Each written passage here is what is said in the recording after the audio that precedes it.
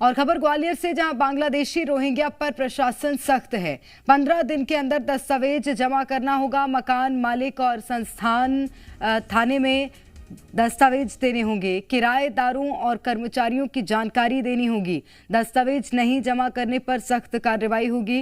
ग्वालियर शहर में अवैध रूप से रह रहे बांग्लादेशी और रोहिंग्या नागरिकों की शंका को लेकर जिला प्रशासन सख्त हो गया है। कलेक्टर रुचिका चौहान ने बीएनएस की धारा 163 के तहत प्रतिबंधात्मक आदेश जारी किए हैं।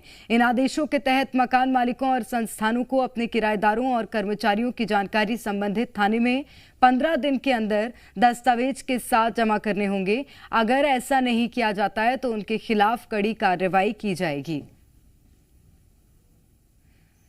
तो 15 दिन के अंदर तमाम दस्तावेज जमा करने होंगे। बांग्लादेशी रोहिंग्या पर अब सख्ती प्रशासन की देखने मिली है और इसी को लेकर कलेक्टर ने यह आदेश जारी किया है कि सभी को दस्तावेज जमा करने होंगे। बीएनएस की धारा 163 के तहत प्रतिबंधात्मक आदेश जारी किए गए हैं। और ज्यादा जानकारी के साथ करतार सिंह, हमारे संवाददाता ग्वालियर से हमारे साथ सीधे जुड़ गए हैं। करतार, किस तरह से अब इस पर एक्शन लिया जाएगा, मूर्त रूप इस पूरे कलेक्टर के आदेश को दिया जाएगा, बताइएगा।